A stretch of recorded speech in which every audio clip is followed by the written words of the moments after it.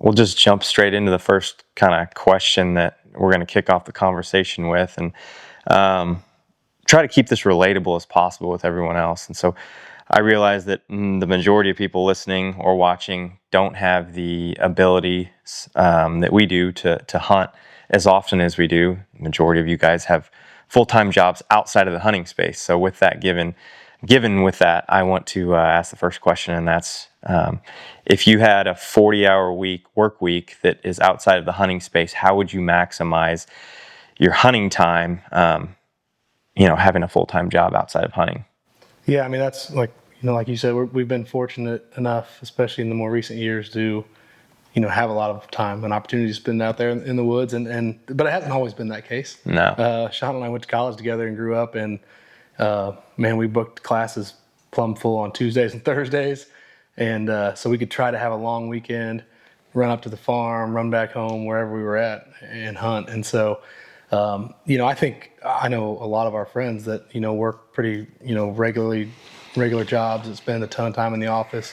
You got to kind of shift your mindset and really dial in your focus to how you're going to hunt, and you got to be a little more strategic with your approach, I feel like, as opposed to just having the opportunity to hunt pretty much every day or dang near every day, no matter what the weather and the deer movement dictates. So I think it's more about strategy when it comes to that, and especially if you're hunting public land or you're hunting a small piece of private where the pressure is higher. You got to be definitely more strategic and think outside of the box. So I know that obviously we use Onyx a lot in what we've done, and we've talked about that before, like how much that's changed over the years. Like it's amazing technology to have. And Yeah. for those of you who work in the office and maybe have your lunch break or whatever, can jump on there, do a lot of e-scouting, and you could do a lot of preseason planning before it ever gets to season.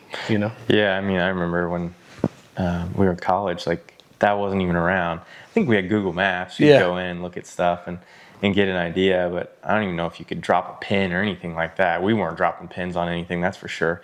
We'd spend the majority of our time in the summer doing our scouting and trying to figure things out for the places that we hunt. So having that availability now is insane. It's a game changer. It saves you so much time.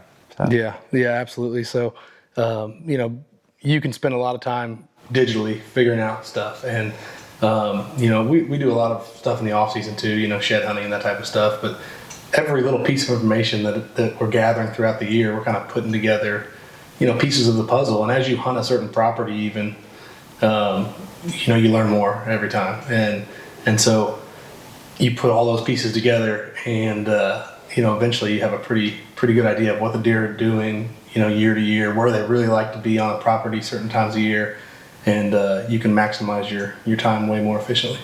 Yeah, maximizing time's phenomenal. I mean, that's kind of what we were doing back then.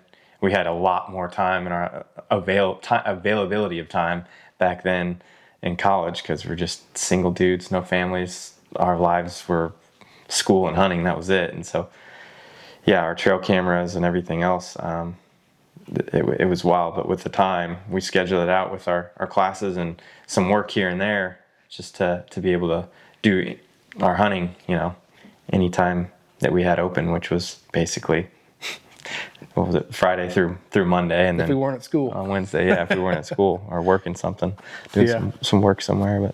But guys that work in like the corporate world, I mean, like, they a lot of guys, especially, have been working a job for a while, have pretty good vacation. Ty, that hunts with us a ton, yeah, he really maximizes his vacation time and utilizes it really well, and he's able to even take half days. Yeah. And not, he goes in, works the morning, hunts the evening.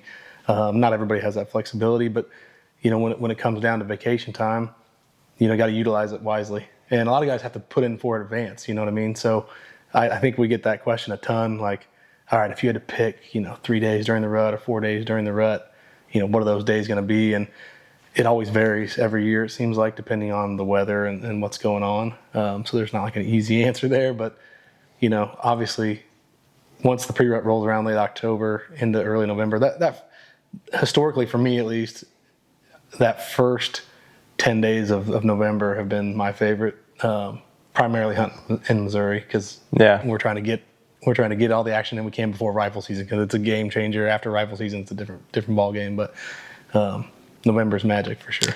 Yeah, I agree. And if you get the right weather, the right conditions with that, like a cold front, I feel like at the very end of October, and you can catch that, that first doe that goes into heat sometimes early, it's like a flip switches, and those bucks are going nuts. But I feel like it's still very much weather related at that point.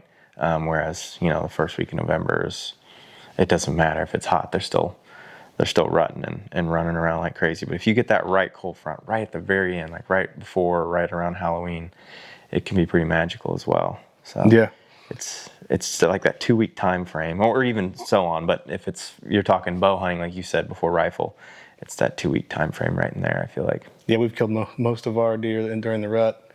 Seems like that time of year, but kind of to counteract that, like I know I love and you love hunting the early season. Yeah. Or even October. Yeah. And so like it's not like anymore the rut can be a frustrating time to hunt, especially if you're targeting a specific buck. So like, you don't have to put all your chips in the rut basket by any means.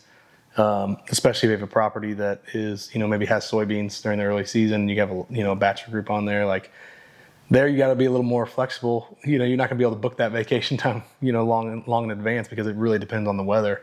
But those early season cold fronts and October cold fronts can be absolutely magical. Yeah, and to kind of go off of that, like I remember, I was thinking while you were talking about that, about public land, like most guys put all their eggs in that basket that first week of November, second week of November.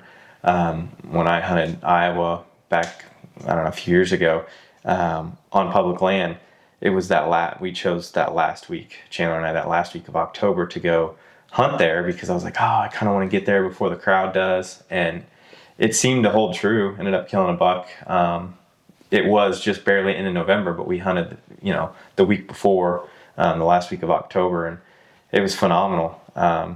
And just getting in there before everyone else. Came back the next year, did the same thing, and the weather was terrible. It rained the whole time. We didn't have really cold weather or anything like that. Didn't end up killing a deer, so it's a gamble either way. But I feel like getting in there and trying to kind of beat that November crowd was somewhat beneficial that first year that we tried it. Yeah, and in that situation, you're hunting, you're going on a trip, right? An out-of-state trip. So like Yeah. you're going and you're hunting for a week, 10 days, whatever that is. So like you're committed. So like it is hard to, be like, all right, I'm going to use my week vacation for Iowa. I'm going to hunt the early season, because it's like, okay, you go and you might have 1 or 2 good days of a week span. So that's why I think most people lend, towards more the rut type of day. But, Yeah, for sure. But yeah, so when it comes to like setups, that's a good thing to talk about now, is like, with hunting properties that you have permission on or have hunted for years, you kind of know those best spots. But like, I feel like it's really crucial for guys who have limited time to have some sort of mobile setup, because just like on those trips, like you're talking about, we travel all over and hunt properties, and we're there for a week, 10 days straight. And, we might have some spots that we know we're going to start off and get the trip started and scout and kind of hunt those early on. But it seems like always we end up hanging sets, moving, kind of dialing in as we learn more. Yeah, for sure. I think, saddle hunting's become pretty big, but I haven't gotten into that one yet. And that I feel like that new Raider hybrid is pretty phenomenal for the guy like me that's not fully into the saddle hunting yet, and then carry a few sticks, and it's pretty lightweight setup. That's the thing with the saddles. We have so much gear anyway, so it's like not saving us really a whole lot. That's why I've never like fully dove into it. You got to have the sticks anyways to get up the tree. You got to have a platform. So some of those Novix platforms or stands that we hunt out of are so light. And I actually hunted out of the hybrid last year a couple different times, and it's like it's a small stand. But, in the right tree, it works great. Like you can shoot sitting down, as long as you don't have to shuffle around a bunch of branches in the tree and stuff. It works great. So but yeah, I think like you got to have a mobile setup. When you're in those scenarios, because it seems like more often than not, you kind of notice something going on when you're out there in the field hunting, and you dial in your plan a little more, and it almost always pays off. It seems like. Yeah, for sure. The other thing I was thinking about with the public land stuff, obviously, most people having weekends off. That's when, most of the pressure. I know you had that in Iowa. It seemed like during the Thursday, Friday, Saturday, Sunday kind of pressure definitely picked up. I can't. don't quote me on this, but I can't remember if it was the weekend. I feel like it was the weekend when I actually killed, and there was more pressure. And we were somewhat deterred a little bit from all that pressure, and that's what led us to actually killing a buck, was because I was like, man, this guy's starting to show up left and right everywhere. Every parking lot we go to, there's someone else. There's out-of-state guys like us showing up that have drawn the tag, and I was like, this is tough. Everywhere we want to go, we run into someone else. So the one variable that we noticed pretty much every time was like, man, we're noticing deer sign not far from the parking lot.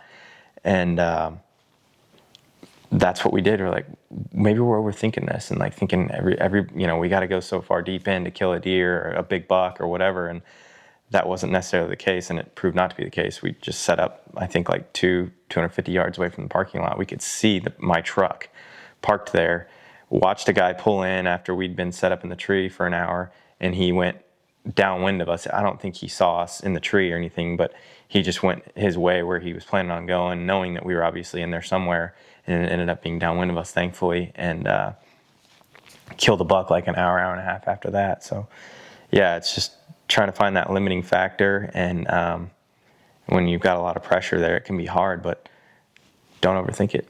Yeah, I feel like the deer in those, especially those highly pressured public areas, the deer are patterning the hunters, more than they're patterning the deer. That's what seemed to be the case for sure then. And so it seems like, over the years, the deer that we've killed on public, and buddies I know that have killed them on public, it seems like a lot of them have been killed in very unique spots, like spots that you're not going to pull up a map and look on Onyx and be like, oh, look at this beautiful rut funnel. Like everyone else is thinking that. Mm-hmm. And so that spot's going to get hammered, and the deer have probably figured that out. So definitely got to think outside the box in those scenarios. For sure. So like really what it comes down to, if you're working that full-time job outside of hunting, like, not what we do, but just the average guy that doesn't do what we do, it just comes down to preparation, spending your time wisely, picking the right days to hunt, watching the weather conditions, and then the variables on where you're hunting. Like if it's a good early season spot, then maybe that's when you need to be focusing your vacation time, and just planning it all out. Hunt smarter, not harder. That's right.